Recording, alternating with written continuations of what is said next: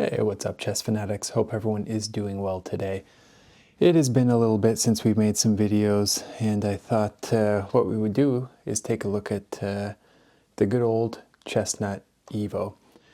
So this device was sent to me. I had reached out to Chessnut to see if they'd provide one, given the fact that I've looked at a bunch of other boards at this point in time, and they were gracious enough to support me in that.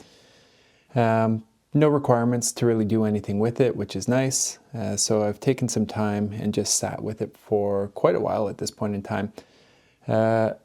It's been out for a while, and initially, I got to be honest, it wasn't something that initially struck me as something that fit into my workflow. And so this video is really going to detail who I think it's for and where I think it stacks up now in regards to the Chessnut Pro, the DGT.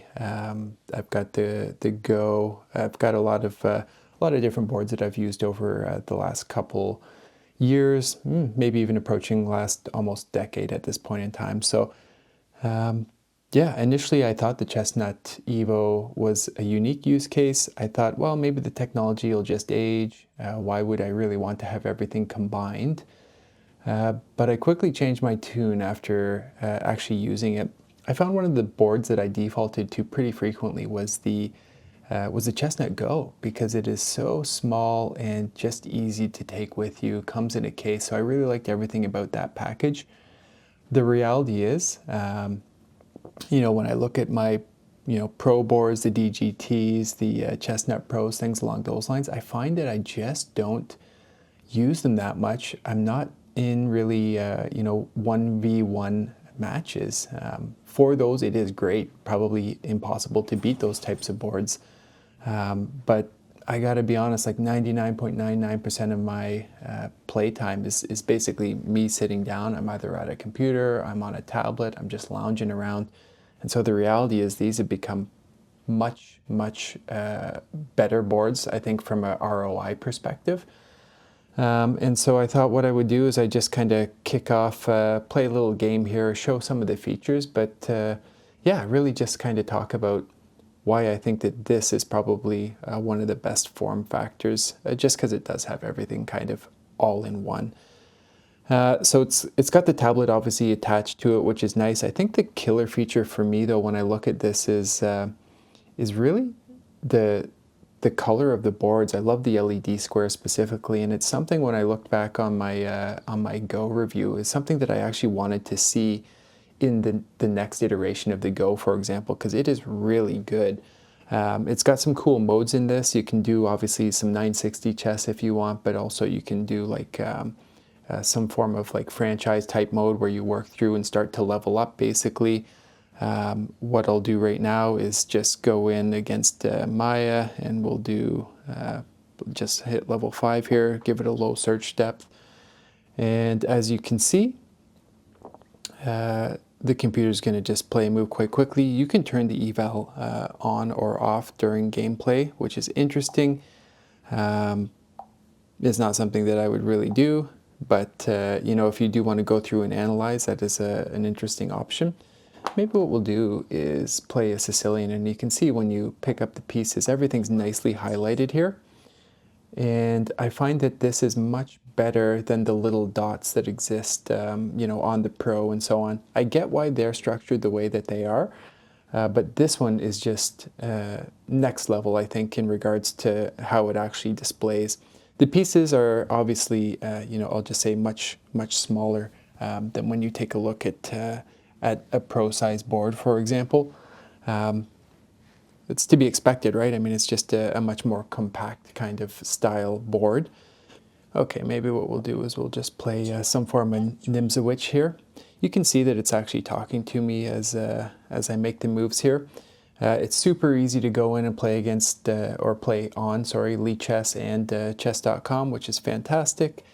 Okay, what are we gonna do here? We'll just make a random move. Okay, you can see it's saying bishop f1 to c4. Pretty cool. There's a lot of good functionality, again, like within what they're offering here. The reality is you kind of get the majority of it with the Go and the phone. which I thought again was going to be a much more compelling use case, which honestly it's been my most used board realistically. But there's just something about this one. One thing that I do need to get, and I think would be awesome, is if they included like a travel case for this, because this is still the size that it's something that I would definitely take around with me. Whereas like when I start to look at the pro boards, that's not really the case. This is basically half of a pro chess size board is kind of how I look at it. Dimensionally, it's almost perfectly that. So it's just something to be aware of. It is obviously bigger than the Go, but it's not so substantial that you don't really want to take it out and use it. So I've really enjoyed using this, to be honest. But again, I think people need to really think about, like, when you're investing in one of these boards, why is it that you're investing in it? What is it that you're looking to accomplish? What I thought I was going to accomplish and what I thought I wanted to do with the boards turns out in general isn't really what I do with them. As mentioned, like 99% of my time is this. I'd love to think that, yeah, I'm playing a lot of over the board and, go to the club and so on. But the reality is I don't even go out that often. It's just too convenient to play online. And so that's where the Go and the Evo, for example, have just become such great and compelling use cases. I think everyone's well familiar with the actual technologies at this point in time, so I don't want to make this again like a really in-depth review on why the Evo, why you should get the Evo, for example. But what I'm thinking at this point in time is this is probably the go-to board, and that was not my thought for quite a while. Granted, that was a thought that I had without actually playing and using the board. But once I got it, I immediately saw the use case and realized what I was missing. The Go is awesome and it's super fun to be able to use, but the Evo, having everything built in, is just amazing. I wanted to touch base on a couple comments that I saw on some Reddit threads. I saw people talking about like battery life kind of depleting, things along those lines. So I actually ran a test. Basically I got it, I charged it up, and for about 30 days I just shut it off, like I hard powered it down, and I just monitored the charge levels on it, and it dropped like 1%. So I'm not sure if there was an initial bug there that was remedied. Maybe some of these comments are older that I was looking at, but I ran into no such issue with that. The battery life has been great. Sometimes I actually use like these power bricks that can do PD charging, so it can output like up to 100 watts basically. You can just plug them in. You can of course use wall jacks, all those types of things as well if that's what you're so into. Again though, the board itself is just like amazing to play on, and I think that it really comes down to kind of just having the squares light up when you move things. If pieces fall off, for example, I always love that, it just starts to highlight all the areas. You can just quickly put back the pieces and get back to the default state of the game. Right now, okay, I think BC4 was the last move played, so what we'll just do is, make another quick move here, for example, and just kind of show a little bit more of how the gameplay actually unfolds. It's not probably a great move, but we'll do that. The DGT that I have is a little bit older, granted, but the Bluetooth is not super reliable. I still love the board. It's an awesome board, but this technology just has not failed me. Like, I haven't had disconnects if I do something online. It still blows my mind because I almost expect that to be the case for some reason, even though we are in 2025. So I don't know what they're doing here, but they're doing a fantastic job. As you can see, it's just Android based, so you just hit that, you can swipe it up, get rid of it. Basically, you're going to go back to your home screen. It's quite nicely done. Quickly reset the pieces here. And so, yeah, sorry, if you're looking for a super comprehensive review on this one, like, this is not the video for you. This is very much just like, hey, what is the use case for this? Because it's a board that I've been interested in. But again, like, it's just something that I couldn't wrap my head around for whatever reason. Cool thing, so you can go in, right, for example, and you have Chess.com, you got Lichess, all these types of things. You can do Chessable if you want to do that. I actually prefer to do Chessable still just like on a tablet or on a computer. But for people who really like tactile over the board, like of course this is a great solution. But we can just hit Lichess, for example. This is pretty cool. I'm not signed in, so you can of course do it signed in as well. You can do all the 1v1 stuff if you want to do that over the board too, but this is pretty cool. Watch, we'll just create a game here. And what we'll do is we'll go 10 minutes, 3 seconds. Okay, so we'll just do a quick game here. This is fully, as mentioned, online at this point in time. Maybe we're playing a bot here, who really knows? Okay, we'll just develop the knight. But in something like this with a 3-second increment, 10 minutes, you can definitely get a game in, for example. Oh, this is not a good move. I don't even know why I played that. This is ridiculous. Well, you know, it's not ridiculous. I mean, obviously there's worse moves that you could play, but the nice part is like you just don't need to look at this. You can black out the screen as well if you want, which is kind of cool. It's not something that I generally do. I kind of actually like sometimes to still be able to see the board here, which is, I don't know, maybe I'm just like more of a digital person end of day. Okay, so we got castle there. You can see a pretty fun way, pretty engaging way to play. Again, like everything just works so seamlessly on it. It never seems to mess things up. Yeah, before I get like engrossed in the game, I think what I'll do is probably just resign. There's no point in actually continuing that one. But again, just a super awesome product. Really need to think of the use case though for why you want to use this. I think that these boards are beneficial for a lot of people. If you're on the fence about getting one, definitely like explore them. But you just need to really think about like, what is it that I'm trying to do with the board? And again, like if you really question yourself, I think you'll come to the right answer.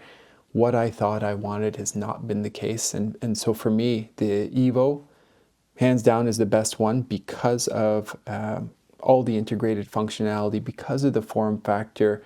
It is everything in one. I don't need to bring out additional devices. Having said that, if they continue, of course, to improve what they do with their own app, which is excellent, and they bring out like a Go V2 and they start to include like the LED squares that they have on this, while it would raise the price, I think that that would still be like an insanely compelling option, and I would love to see them do that. So if you have any questions about the board, definitely let me know. Hopefully this makes sense to some of you who are out there and on the fence and kind of wondering like, hey, what kind of board do I actually need here? Maybe that's the problem that we solved today. If you're just wondering about like, hey, is this a cool board? Should I get it? I think yes, it absolutely is. It's one of their better boards. I love the other stuff that they've done for sure.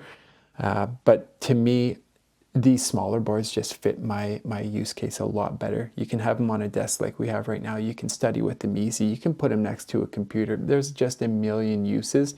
Whereas my pro, tournament size boards, I got a bunch of them kicking around. I never take those things out for any reason. It is unfortunate. I probably should do that more, but such is life. We're in a convenient modern society. And so, yeah, I thought I would take just a bit of a different approach and try and help people figure out like, what is it that we're actually trying to accomplish by getting these boards, and will it make sense for you? So I'll leave it on that note. If you do have any specific questions about the Chessnut EVO, feel free to reach out. Like I'll definitely do my best to try and answer them.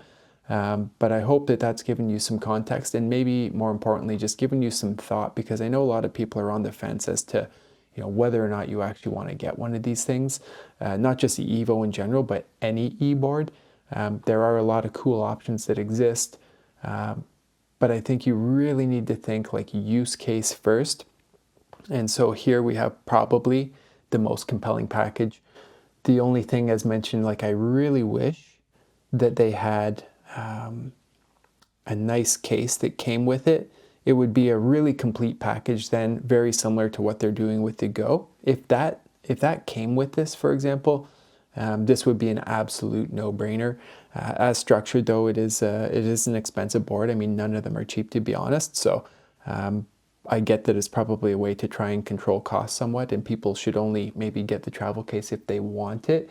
But I feel like this is the size of board that a lot of people are going to want to travel with still, especially if you're going to tournaments, you want a little analysis board, you bring something to the hotel, things along those lines. Like these things really excel for that. You can still play, you know, some OTB feeling stuff like online, for example. You have all the functionality of the app. Everything's built in here as well. There's a million ways that you can use these things hooked up to computers. So this is probably the most robust package that exists on the market at this point in time.